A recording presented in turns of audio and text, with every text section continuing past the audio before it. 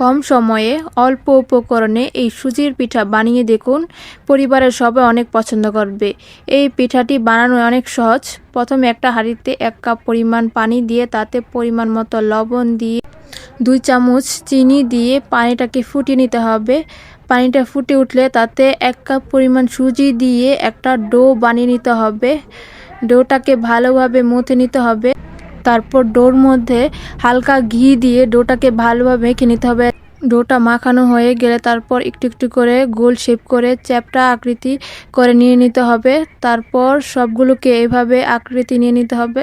তারপর একটা হাঁড়িতে 1 কাপ পরিমাণ দুধ দিয়ে তাতে 2 চামচ চিনি দিয়ে ভালো করে দুধটাকে ফুটিয়ে পিঠাগুলোকে দিয়ে দিতে হবে। একে একে সবগুলো পিঠাগুলো দিয়ে তারপর কিছুক্ষণ জাল করে নিতে হবে। তারপর নামিয়ে নিতে হবে। সন্ধ্যার নাস্তায় এই সুজির পিঠাটা একদম জমে যাবে।